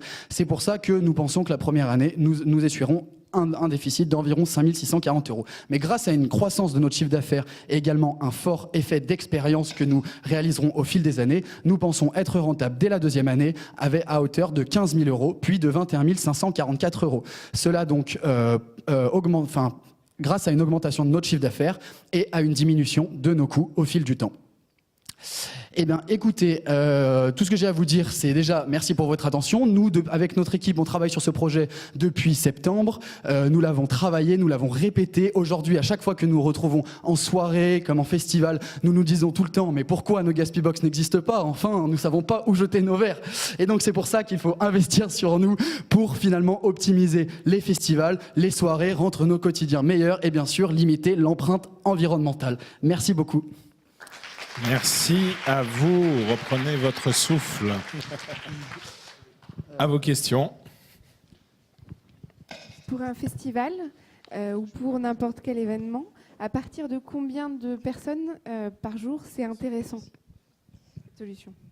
Alors, c'est intéressant à partir de peu importe en fait, parce qu'on adapte le nombre de machines en fonction du nombre de participants au festival.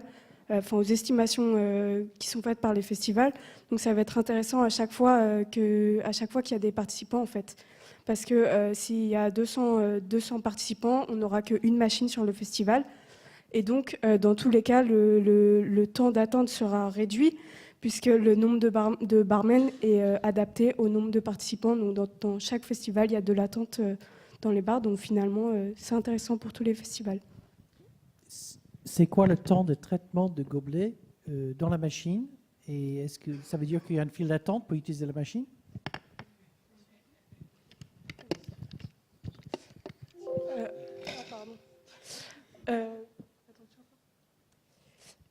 Alors, il n'y a pas vraiment de temps de traitement puisque la machine juste récupère le gobelet. On dépose le gobelet dans un trou qui récupère le gobelet et directement la pièce tombe. Donc, c'est une histoire de quelques secondes. Ok. Et à toi, 100 € au jour de location, ça ne coûte pas moins cher de juste embaucher quelqu'un pour ramasser? Non.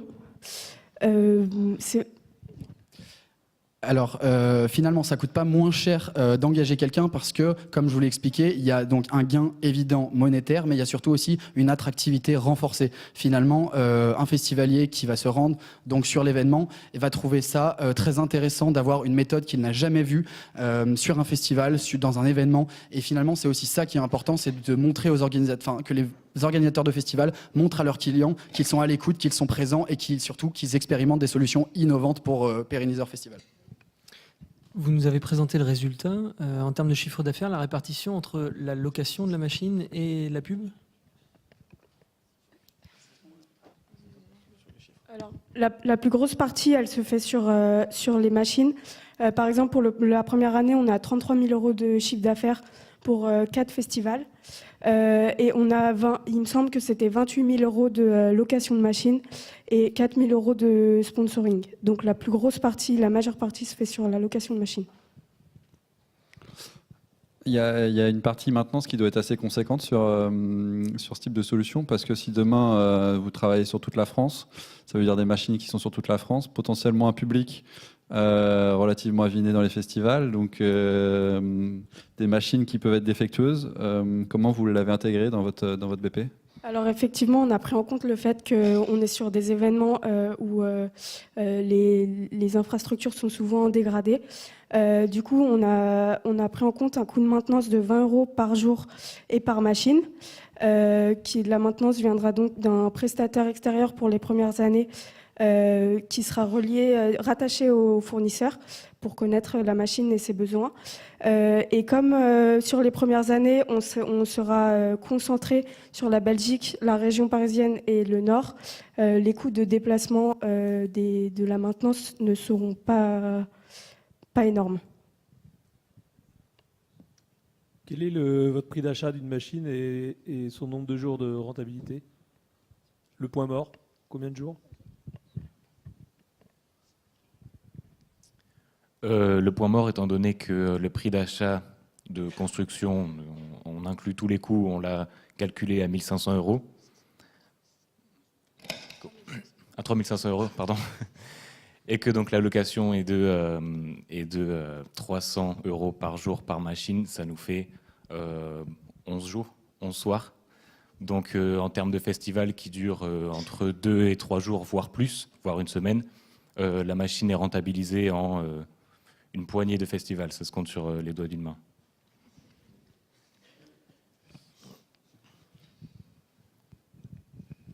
On est bon? Merci à vous, No Gaspi. Alors,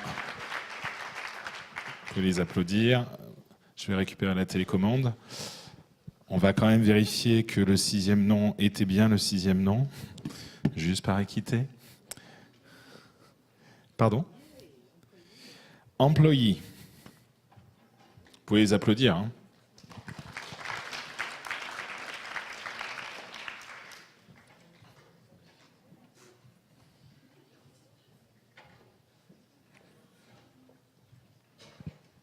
Hop.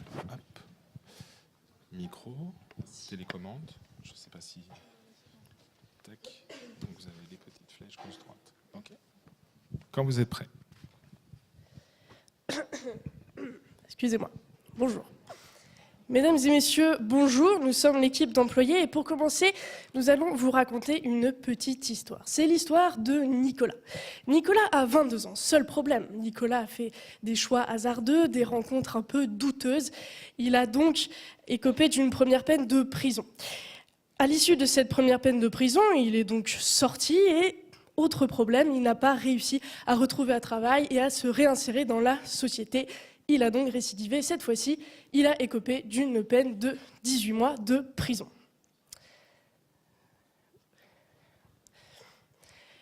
Si aujourd'hui nous vous parlons du cas de Nicolas, c'est parce que ce n'est absolument pas un cas isolé. En effet, en France, chaque année, environ 60 000 personnes exécutent une peine de prison et parmi ces 60 000 personnes, 40% retournent en prison dans les 5 ans.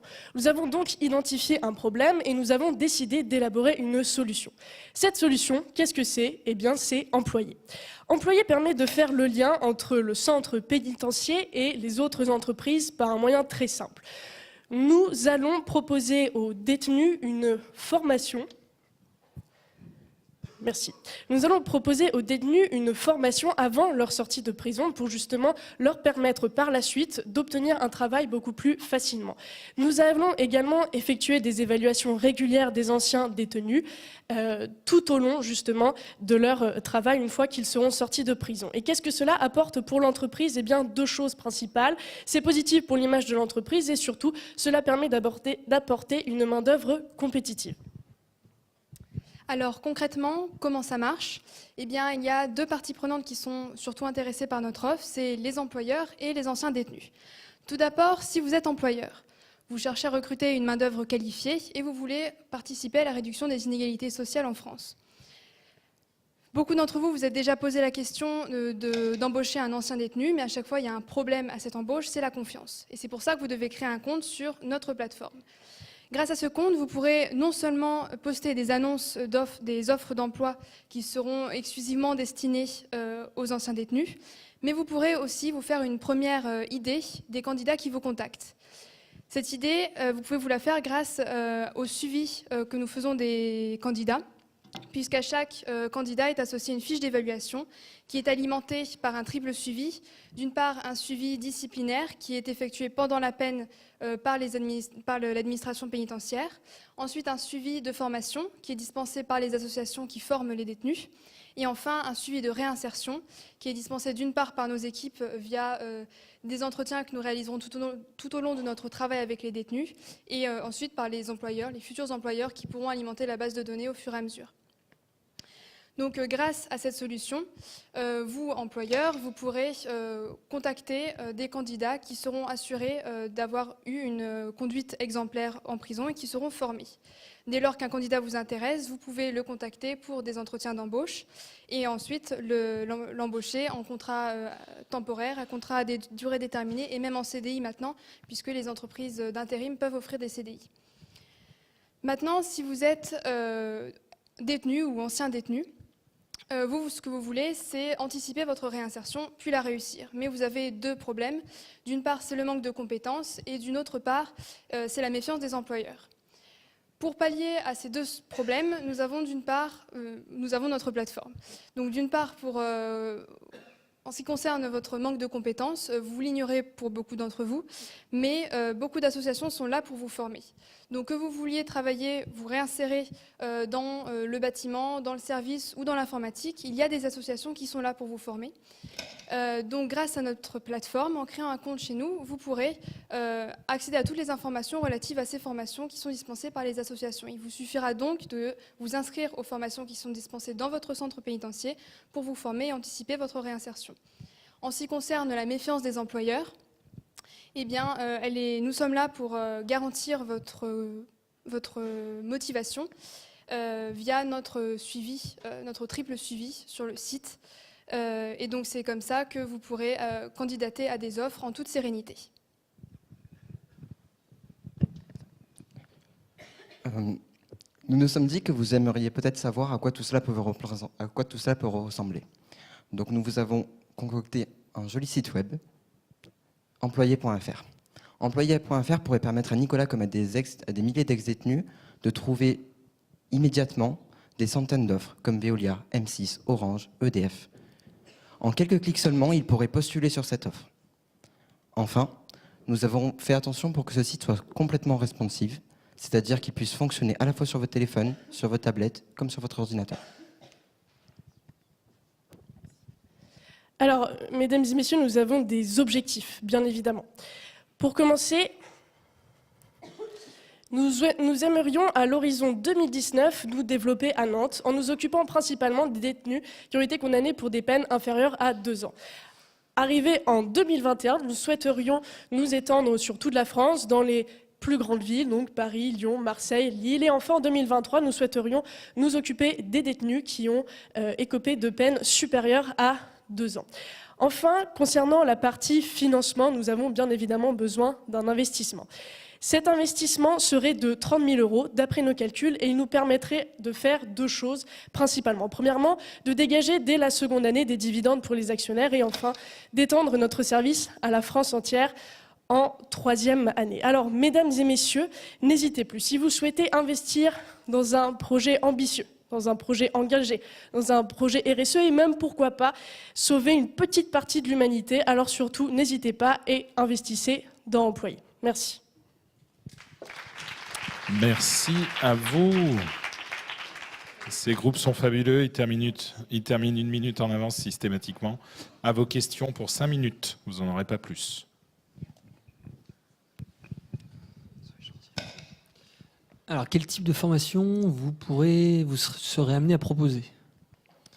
Tout type de formation, en fait, ça passe par l'informatique, la construction, vraiment tout, en fait. Là où il y a de la demande, en fait. Et donc, vous sous-traitez aux associations pour qu'elles réalisent ces formations? C'est ça, en fait, on est juste une plateforme, on est une plateforme qui va mettre en relation, du coup, les ex-détenus ou détenus avec ces associations-là, justement, pour qu'elles y voient plus clair.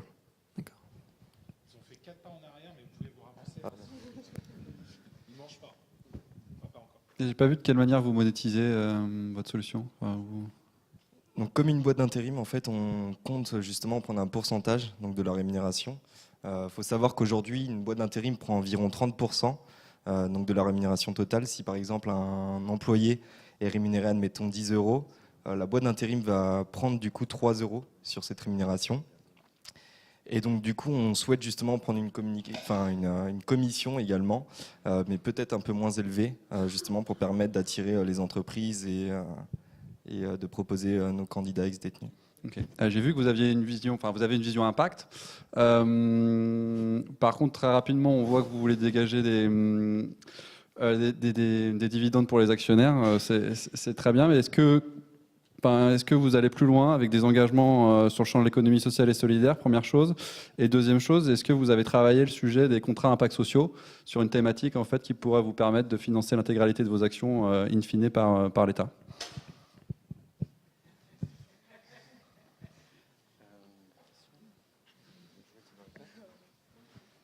Non, nous n'avons pas particulièrement abordé ces questions-là. Nous souhaitons principalement aujourd'hui permettre aux ex-détenus de trouver rapidement une offre d'emploi qui puisse correspondre à leurs compétences. Nous souhaitons les former, mais nous n'avons pas encore travaillé sur ces problématiques. Vous avez, j'ai entendu le terme main-d'œuvre compétitive. Vous pouvez développer très rapidement, ça veut dire quoi? On avait choisi ce terme-là parce que du coup, ça englobait le fait qu'ils étaient formés et qu'ils étaient placés par notre agence un peu moins cher que les agences d'intérim classiques.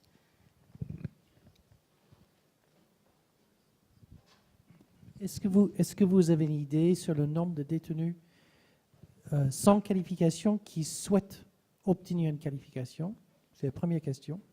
Et deuxième question, c'est-à-dire ils sont motivés pour apprendre. Et le deuxième, c'est pourquoi un détenu ne veut pas utiliser le Centre national d'enseignement à distance, le CNED ou un MOOC, pour apprendre tout seul déjà.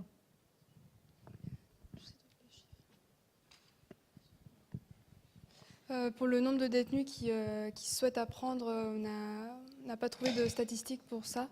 Après, on a supposé que beaucoup espéraient se reconvertir à la sortie de la prison. Après, pour les centres de formation seuls, ils peuvent certainement, mais on pense que c'est quand même plus plus motivant pour eux d'être accompagnés, aussi d'avoir une visibilité vis-à-vis des entreprises, parce que du coup, ils ont des offres qui sont postées pour eux. Parce qu'après, s'ils se forment tout seuls, ils doivent passer par des agences d'intérim classiques ou encore par Pôle emploi. Mais à chaque fois, du coup, ils sont en compétition avec d'autres candidats qui ne sont pas passés par la prison, qui ont fait des choses avant, pendant les années précédentes. Donc eux, ils sont un peu dévalorisés par rapport à ça. Oui, c'est pour ça qu'on pense ça. On a surtout vu aussi qu'il y avait un problème de communication entre les associations et les anciens détenus. C'est-à-dire qu'en fait, les anciens détenus ont du mal justement à y voir clair avec toutes les offres de formation qui sont proposées aujourd'hui. On n'a pas de chiffre exact, c'est vrai, sur la demande en formation des ex-détenus, mais on sait en tout cas justement que le pourcentage de détenus qui récidivent, c'est-à-dire en dessous de 2 ans généralement, est de 40%. Et ce taux justement de récidive est généralement causé par une mauvaise réinsertion dans la société qui peut être due justement à un manque de formation. Voilà. Et juste aussi, on a parlé, vous nous avez demandé pourquoi est-ce que les ex-détenus ils passeraient par nous. Et justement, c'est tout le suivi qu'on a mis en place, en fait, le fait de les suivre à partir du moment où ils sortent de la prison et au moment où ils rentrent, ils font appel à nous. Donc c'est vrai que ça leur donne confiance et aussi ils voient que leur travail est valorisé grâce à employés et c'est quelque chose qu'ils n'auraient pas en fait autrement. Donc c'est vraiment ce qu'on essaye de mettre en place. Une dernière question ou non? Allez, Juste une exceptionnellement. J'ai peut-être loupé, mais quelle est la part des entreprises en France qui ont une vraie démarche vis-à-vis de ce type de public? Une vraie démarche de recrutement vis-à-vis de ce type de public? En démarche de recrutement, en fait, on n'a pas beaucoup parce que justement, ils ont peur d'embaucher cette population-là. Mais on avait vu des comptes rendus qui montraient que parmi un grand nombre d'employeurs interrogés, il y avait 40% d'entre eux qui auraient voulu pouvoir avoir cette démarche parce que pour pallier aux inégalités, mais ils l'ont pas fait parce qu'ils avaient peur. Merci à vous, employés. Bon, alors, on va procéder par ordre décroissant. D'accord. On va laisser le jury aussi s'exprimer sur chacun des projets dans l'ordre décroissant en commençant par le 6e projet. Et donc le 6e projet, en partant de la fin donc, en terminant par le lauréat, le premier, le 6e projet à être... C'était No Gaspi Box qui a été... C'est pas le classement, hein. C'est pas le classement, c'est juste un commentaire. Non. Ce qu'on va faire, chacun des membres du jury va faire un commentaire sur un projet pour expliquer ce qui a été apprécié. Et à l'issue des commentaires, on vous donne le classement. Jusqu'au bout, hein. Jusqu'au bout, vous allez l'attendre. Alors, on va les reprendre dans l'ordre des présentations. Qu'est-ce qui est... Oh non, d'ailleurs, peu importe, j'ai plus l'ordre des présentations. Bugs Bunny, c'est vous, Émilie, qui avez prévu de faire un petit commentaire? Ouais, mais je les prends dans l'ordre. Oui, donc Bugs Bunny. C'était top. Moi, c'est un projet que j'aime beaucoup aimer. Il y a une vraie question, c'est est-ce que ce marché-là, c'est un marché français? Je suis pas sûre du tout, mais la question se pose. En tout cas, moi, ce que j'ai aimé, c'est que vous résolvez une vraie souffrance sur cette niche-là qui est l'apparence. Clairement. Il y a une boîte aux États-Unis qui s'appelle Impossible Foods qui fait des steaks, notamment des steaks complètement synthétiques, mais avec une vraie apparence d'un truc juteux, saignant et tout. C'est assez incroyable à voir. Ils font des fromages aussi, des trucs incroyables. Donc il y a vraiment moyen de faire des choses là-dessus. Et il y a un vrai marché parce que c'est complètement dingue la consommation et la croissance de la consommation sur tous ces marchés, toute cette tendance végane et compagnie. Donc moi j'y crois beaucoup, voilà. Merci. Le deuxième, moi, dans l'ordre dans lequel ils ont été affichés. Hein. Interg, c'est Alexandre qui voulait faire un petit commentaire. Oui, alors Interg, déjà c'est un exercice relativement compliqué de pitcher en 8 minutes, donc bravo à tous les pitchers. Je pense qu'il y a une question réellement à travailler, qui est la différence entre la cible et l'utilisateur, le public cible. Sur ce positionnement que vous avez opéré.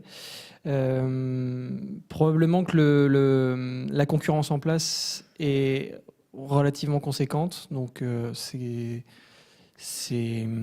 faudra le retravailler si vous voulez aller un petit peu plus au bout dans ce projet.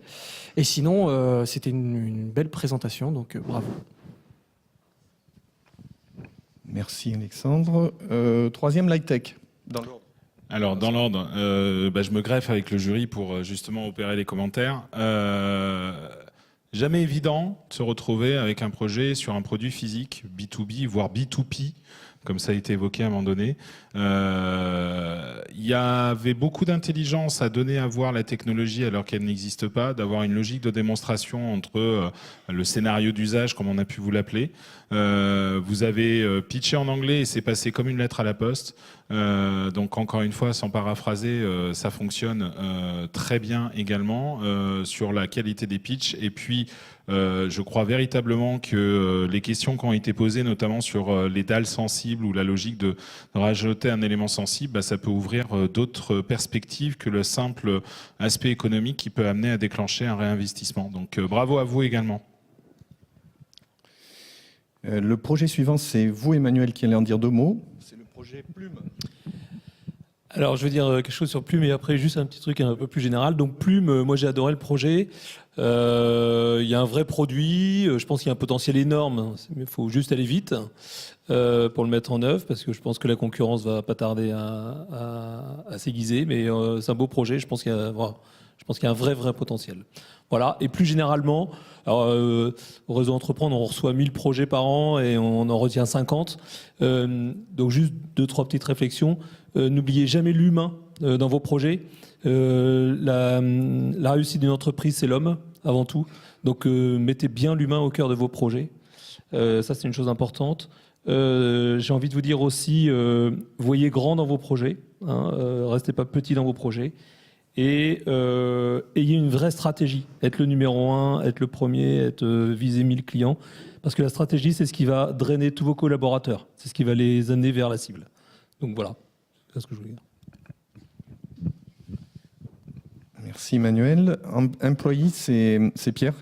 Voilà. C'est un pitch très clair avec l'impact social ici qui est très marqué. Et ça, tout le monde l'a reconnu. Le seul élément, c'est qu'en fait, il ne se retrouve pas derrière dans vos valeurs d'entreprise. Et là, on a retrouvé un écart assez fort. Et peut-être à retravailler ici. Est-ce que demain, retravailler le projet sur le champ de l'économie sociale et solidaire, sous un modèle entrepreneurial, très bien. Mais en tout cas, travailler davantage, encore une fois, l'humain qu'il y a aussi derrière, ça va avec. Peut-être aussi un petit mot sur le modèle éco. Et je reviens sur mes contrats impact sociaux. C'est à l'étranger, on appelle ça les social impact bonds. Et ça permet en fait tout simplement en fait de financer son projet in fine par l'État quand derrière on atteint les objectifs. Donc derrière vous avez des objectifs qui sont très clairs, qui peuvent être valorisés et donc derrière ça peut être un véritable modèle économique pour vous. Voilà, bravo en tout cas. Et enfin, dernier projet à être commenté, c'est Dan qui va nous faire ce commentaire. No Gaspi Box, c'est ça? Donc, très intéressant. Il y a un vrai besoin qui est identifié. Ça existe. Donc, bravo pour ça. C'est aussi une question de recyclage et de gérer effectivement la gestion des consignes. Donc, ça, on connaît tous. En termes de les axes d'amélioration pour votre projet, le premier, c'est que la complexité de la machine, tout le truc était autour d'une machine, on n'a pas vu la machine, on n'a pas vraiment le cœur de votre processus, c'est cette machine que vous avez dit que vient d'Allemagne, mais on n'a pas vu. Il faut savoir que la complexité des machines comme ça est très important. Si vous regardez une entreprise qui existe, qui s'appelle Cannibal, c'était la récupération des canettes. Et en fait, c'est tellement précise. Et qu'est-ce qui se passe si quelqu'un laisse un gobelet avec liquide à l'intérieur? Est-ce que la machine continue à marcher, etc. Donc, je crois qu'il faut concentrer sur la complexité de la machine et vérifier que la machine peut vraiment travailler, peut exister. Donc, concentrez un peu là-dessus et aussi regarder le temps nécessaire et le nombre de machines nécessaires pour gérer un concert ou regardez bien les chiffres, regardez un peu les détails des chiffres qui existent. Voilà. Merci. Alors, bon, on va y aller maintenant quand même, parce que depuis le temps que vous attendez. Le jury a classé 3 projets. Alors, on va commencer par la fin, avant de remonter vers le premier. En fait, il n'y a ni un troisième ni un deuxième, il y a 2 deuxièmes ex aequo, puisqu'on est arrivé aux mêmes sommes, donc on a décidé de ne pas départager. Les 2 projets qui finissent deuxième, c'est Bugs Bunny et Employee. Vous pouvez nous rejoindre. Venez. Alors, comme on n'avait pas prévu d'égalité, et donc il faudra qu'on refasse les petits diplômes pour... On va en distribuer la moitié à chacun, déjà. Voilà. Et venez aussi, employés. La prime, le classement est indiqué deuxième, donc il y a 2 deuxièmes, et on n'a fait que deuxième et troisième. Ah bah oui, mais c'est ça les jurys qui ne respectent pas. Mais c'est bien de casser les règles. C'est exactement ce dont on avait besoin. C'est complètement démocratique, le jury a voté, on arrive à égalité, on reste à égalité, il n'y a pas de souci. Donc pour vous, il y aura quelques petits lots Audencia, puisque vous ne les connaissez pas encore, ils sont tout nouveaux, tout chauds.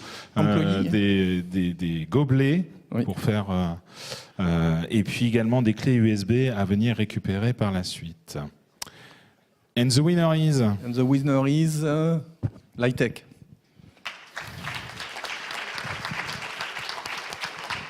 Bravo. Alors, Vas-y, voici les... Bravo. Lightech, c'est bien, il est 8h11, c'est important l'heure, vous allez vous en rendre compte bientôt. Je vous laisse me prendre ça, vous pouvez en prendre un chacun. En quoi l'heure est importante? Parce que, en fait, je ne sais pas ce que vous aviez prévu ce soir. Vous avez prévu quelque chose? Ouais? Non? Ouais? Peut-être. Parce que le prix pour vous ce soir, en fait, on s'est permis de réserver une table pour vous ce soir en ville.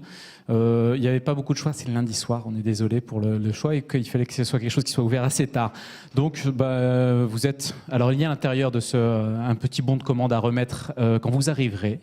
Donc, je ne sais pas si vous avez prévu quelque chose de trop important. C'était pas une demande en mariage, ça va? C'est bon? Bon, alors si c'est pas le cas, ça va aller. Ça peut se faire dans le restaurant. Ça peut se faire dans le restaurant avec votre équipe. Donc voilà le bon de commande. Vous avez jusqu'à 21h pour arriver. Donc vous êtes bien là. Vous êtes bien. C'est sur le trajet du retour. Donc on s'est dit que ça serait l'occasion pour vous de débriefer votre expérience du semestre et d'en profiter tranquillement. Alors on m'a demandé si vous vouliez qu'on vienne avec vous. J'ai dit non, ils vont y aller tout seuls. Que vous seriez très heureux de pouvoir être seul et que notre chaperon, jouer les chaperons, c'était pas indispensable. Vous n'aviez pas besoin de nous. Donc vous pourriez débriefer tranquillement cette soirée ensemble. Donc voilà, c'est un geste symbolique qui vous permet d'aller vous amuser directement dans la foulée. J'espère que ça vous fait un petit peu plaisir. Et je vais vous laisser dire un petit mot pour conclure cette soirée. Et en tout cas, un grand merci d'avoir fait cette présentation. Tout d'abord, déjà, je voulais remercier Audencia du coup, de nous avoir proposé cette activité qui, nous, personnellement, nous a beaucoup motivés, qui nous a poussé à aller des fois dans des directions où on n'aurait pas pensé. Enfin, je pense que la plupart des membres de ce groupe ne pensaient pas à la base s'orienter dans un projet entrepreneurial. Ensuite, je voulais aussi remercier évidemment le jury de nous avoir accordé sa confiance, et puis ainsi qu'évidemment nos professeurs pour leur soutien tout au long du semestre. Et puis merci aussi aux autres, à tous les gens présents dans cette salle, voilà, d'être restés. Et puis bravo à vous, franchement, voilà, on n'aurait pas parié ça. Merci. Bravo.